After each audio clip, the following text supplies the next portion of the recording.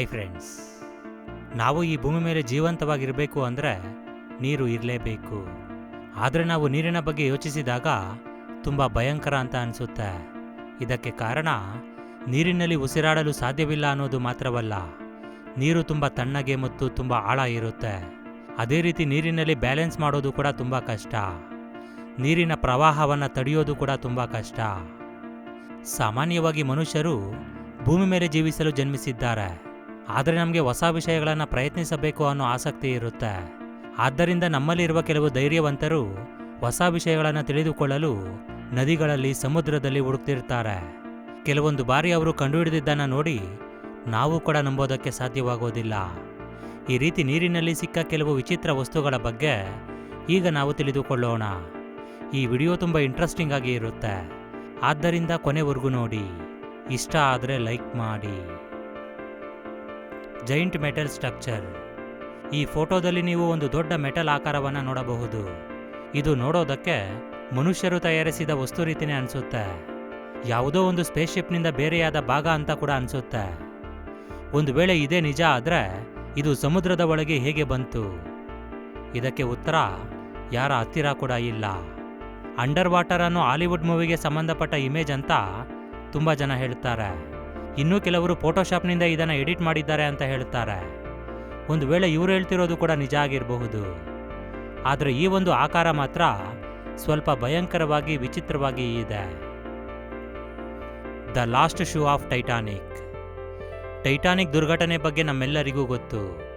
114 ವರ್ಷಗಳ ಹಿಂದೆ 15 ಏಪ್ರಿಲ್ 1912ರಂದು ಈ ಅದ್ಭುತವಾದ ಹಡಗು ಒಂದು ಮಂಜುಗಡ್ಡೆಯನ್ನು ಡಿಕ್ಕಿ ಹೊಡೆದು ನಾರ್ತ್ ಅಟ್ಲಾಂಟಿಕ್ ಮಹಾಸಮುದ್ರದಲ್ಲಿ ಮುಳುಗಿ ಹೋಗುತ್ತೆ. ಅದರಲ್ಲಿ 2240 ಪ್ಯಾಸೆಂಜರ್ಸ್ ಪ್ರಯಾಣ ಮಾಡ್ತಿರ್ತಾರೆ. ಅದರಲ್ಲಿ ಕೇವಲ 706 ಜನ ಮಾತ್ರ ಆ ದುರ್ಘಟನೆಯಿಂದ ತಪ್ಪಿಸಿಕೊಳ್ಳುತ್ತಾರೆ.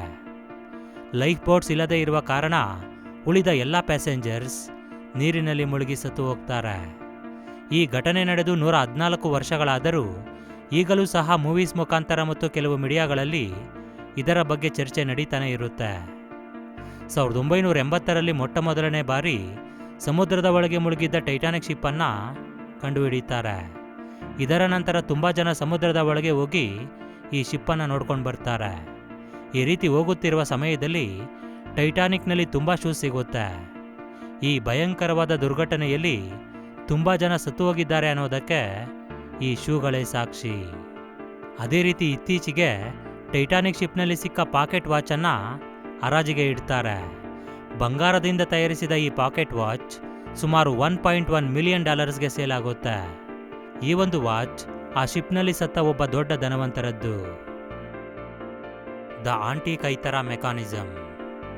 1901ನೇ ವರ್ಷದಲ್ಲಿ ಸುಮಾರು 2000 ವರ್ಷಗಳ ಪುರಾತನವಾದ ಏನ್ಷಿಯಂಟ್ ಗ್ರೀಕ್ ಹ್ಯಾಂಡ್ ಪವರ್ಡ್ ಓರಿರನ್ನು ಗ್ರೀಸ್ನಲ್ಲಿ ಕಂಡುಹಿಡಿಯುತ್ತಾರೆ. ಪುರಾತತ್ವ ವಿಜ್ಞಾನಿಗಳು ಇದರ ಮೇಲೆ ರಿಸರ್ಚ್ ಮಾಡಿದ ನಂತರ ಅವರು ಆಶ್ಚರ್ಯಕ್ಕೆ ಗುರಿಯಾಗ್ತಾರೆ. ಅವರಿಗೆ ಚಕ್ರದ ಆಕಾರದಲ್ಲಿರುವ ಒಂದು ವಿಚಿತ್ರ ವಸ್ತು ಕಾಣಿಸುತ್ತೆ. ಆ ವಸ್ತು ಮೇಲೆ ಸೋಲಾರ್ ಪ್ಯಾನಲ್ ಅನ್ನು ಇಡಲಾಗಿದೆ. ಇದು ನೋಡೋದಕ್ಕೆ ಪುರಾತನ ಕಾಲದಲ್ಲಿ ಬಳಸಿದ ಕಂಪ್ಯೂಟರ್ ರೀತಿ ಅನಿಸುತ್ತೆ. ಆನಂತರ ಇದಕ್ಕೆ ಆಂಟಿಕೈಥರಾ ಮೆಕಾನಿಸಮ್ ಅಂತ ಹೆಸರಿಡುತ್ತಾರೆ.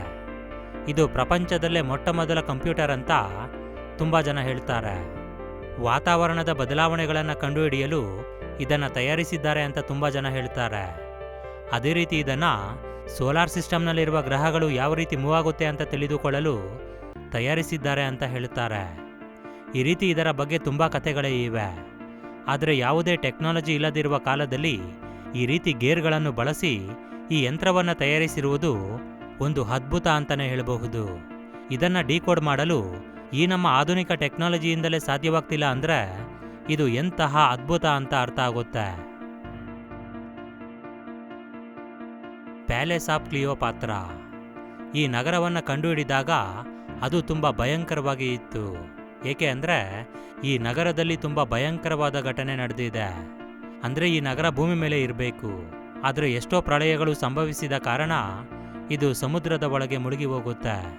1998ರಲ್ಲಿ ಮೈರನ್ ಆರ್ಕಿಯಾಲಜಿಸ್ಟ್ ಟೀಮ್ ಈಜಿಪ್ಟ್ಗೆ ಸೇರಿದ ಮಹಾರಾಣಿ ಕ್ಲಿಯೋಪಾತ್ರಾ ಮಹಲನ್ನು ಹುಡುಕಲು ಪ್ರಯತ್ನ ಮಾಡುತ್ತಾರೆ.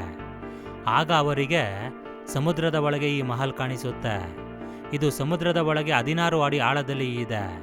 ಸಾವಿರಾರು ವರ್ಷಗಳ ಇತಿಹಾಸ ಇರುವ ಈ ನಗರ ಸಮುದ್ರದಲ್ಲಿ ಸಮಾಧಿಯಾಗಿ ಹೋಗುತ್ತೆ. ಸಮುದ್ರದ ಆಳದಲ್ಲಿ ಆ ಮಹಾರಾಣಿಯ ತುಂಬ ವಿಗ್ರಹಗಳು ಇವೆ. ಕೇವಲ ಇದು ಮಾತ್ರವಲ್ಲ, ತುಂಬ ಮಹಾನಗರಗಳು ನೀರಿನಲ್ಲಿ ಸಮಾಧಿಯಾಗಿ ಹೋಗಿವೆ. ಅಟ್ಲಾಂಟಿಸ್ ಮಹಾನಗರ ಕೂಡ ಇದೇ ರೀತಿ ನೀರಿನಲ್ಲಿ ಮುಳುಗಿ ಹೋಗಿದೆ. ಇದನ್ನು ಶೀಘ್ರದಲ್ಲೇ ಕಂಡುಹಿಡಿಯಬಹುದು. ಅದೇ ರೀತಿ ನಮ್ಮ ದೇಶಕ್ಕೆ ಸೇರಿದ ದ್ವಾರಕಾ ನಗರ ಕೂಡ ಸಮುದ್ರದಲ್ಲಿ ಮುಳುಗಿ ಹೋಗಿದೆ ಅಂತ ನಮ್ಮೆಲ್ಲರಿಗೂ ಗೊತ್ತು. ಇದನ್ನು ಕೂಡ ಹುಡುಕುವ ಪ್ರಯತ್ನವನ್ನು ಮಾಡುತ್ತಿದ್ದಾರೆ. ಅದೇ ರೀತಿ ತುಂಬ ಜನರ ನಂಬಿಕೆ ಪ್ರಕಾರ ಸಮುದ್ರದ ಒಳಗಡೆ ಇರುವ ದ್ವಾರಕಾ ನಗರದಲ್ಲಿ ಬೇರೆ ಲೋಕಕ್ಕೆ ಹೋಗುವ ದಾರಿ ಕೂಡ ಇದೆ ಅಂತ ನಂಬ್ತಾರೆ. ಲೇಕ್ ಮಿಶಿಗನ್ ಮೊನಾಲಿತ್ 2007ರಲ್ಲಿ ಅಮೆರಿಕ ಮತ್ತು ಕೆನಡಾದಲ್ಲಿ ಇರುವ ಲೇಕ್ ಮಿಶಿಗನ್ನಲ್ಲಿ ಕ್ಯೂಬಾ ಡ್ರೈವರ್ಸ್ ಒಂದು ವಿಚಿತ್ರವಾದ ಮತ್ತು ಭಯಂಕರವಾದ ಆಕಾರವನ್ನು ಕಂಡುಹಿಡಿಯುತ್ತಾರೆ. ಅದಕ್ಕೆ ಮೊನಾಲಿತ್ ಅಂತ ಹೆಸರಿಡುತ್ತಾರೆ. ಇದು ಸುಮಾರು 10,000 ವರ್ಷಗಳ ಹಳೆಯದು. ಆರ್ಕಿಯಾಲಜಿಸ್ಟ್ಗಳ ಪ್ರಕಾರ ಇದು ಬ್ರಿಟನ್ ಸ್ಟೋನೇಜ್ಗೆ ಸಮಾನವಾಗುತ್ತೆ.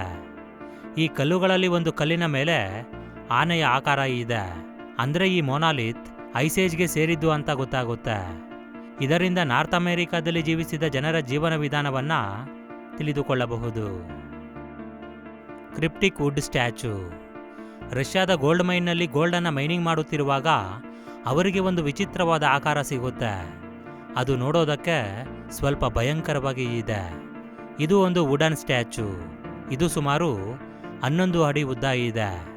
ಈ ಒಂದು ಸ್ಟ್ಯಾಚುವನ್ನು ಕಾರ್ಬನ್ ಡೇಟಿಂಗ್ ಮಾಡಿದಾಗ ಇದು 11,600 ವರ್ಷಗಳ ಹಳೆಯದು ಅಂತ ಗೊತ್ತಾಗುತ್ತೆ. ಈ ಮರದ ಬೊಂಬೆ ತುಂಬಾವರೆಗೆ ಮುರಿದು ಹೋಗಿದೆ. ಒಂದು ವೇಳೆ ಇದು ಮುರಿಯದೇ ಇದ್ದಿದ್ರೆ ಸುಮಾರು 17 ಅಡಿ ಉದ್ದ ಇರ್ತಿತ್ತು. ತುಂಬ ನಿಗೂಢವಾದ ವಿಷಯಗಳು ಈ ಮರದ ಬೊಂಬೆ ಮೇಲೆ ಸಿಕ್ಕಿವೆ. ಪುರಾತನ ಕಾಲದಲ್ಲಿ ಇದ್ದ ಜನರು ಯಾವುದೋ ಒಂದು ಸಂದೇಶವನ್ನು ರಹಸ್ಯವಾಗಿ ಇಡಲು ಈ ಮರದ ಬೊಂಬೆಯನ್ನು ಮಣ್ಣಿನಲ್ಲಿ ಮುಚ್ಚಿದ್ದಾರೆ ಅಂತ ತುಂಬ ಜನ ಹೇಳ್ತಾರೆ. ಇವುಗಳನ್ನೆಲ್ಲ ನೋಡ್ತಿದ್ರೆ ಪುರಾತನ ಕಾಲದಲ್ಲಿ ಭೂಮಿ ಮೇಲೆ ತುಂಬ ಜನರು ವಾಸ ಮಾಡ್ತಿದ್ರು ಅಂತ ಗೊತ್ತಾಗುತ್ತೆ. ಅದೇ ರೀತಿ ಯಾವುದೋ ಒಂದು ದುರ್ಘಟನೆಯಿಂದ ಅಂದರೆ ಪ್ರಕೃತಿ ವಿಕೋಪದಿಂದ ಅವರು ನಾಶವಾಗಿದ್ದಾರೆ ಅಂತ ಕೂಡ ಅರ್ಥ ಆಗುತ್ತೆ. ಅವರಲ್ಲಿ ಕೇವಲ ಕೆಲವರು ಮಾತ್ರ ಆ ದುರಂತಗಳಿಂದ ತಪ್ಪಿಸಿಕೊಂಡು ಇಲ್ಲಿಯವರೆಗೆ ಬಂದಿದ್ದಾರೆ ಅಂತ ಅನಿಸುತ್ತೆ. ನಾವು ಕೂಡ ಒಂದಲ್ಲ ಒಂದು ದಿನ ಈ ಪ್ರಕೃತಿ ವಿಕೋಪಗಳಿಗೆ ಸಿಕ್ಕಿ ನೆಲಸಮ ಆಗೋದು ಗ್ಯಾರಂಟಿ. ಇದರ ಬಗ್ಗೆ ನೀವೇನಂತೀರಾ? ನಿಮ್ಮ ಅಭಿಪ್ರಾಯವನ್ನು ಖಂಡಿತ ಕಾಮೆಂಟ್ ಮಾಡಿ. ಓಕೆ ಫ್ರೆಂಡ್ಸ್, ಈ ಒಂದು ವಿಡಿಯೋ ನಿಮಗೆ ಇಷ್ಟ ಆಗಿದ್ರೆ ಖಂಡಿತ ಲೈಕ್ ಮಾಡಿ, ಶೇರ್ ಮಾಡಿ. Thank you for watching friends. ಜೈ ಹಿಂದ್.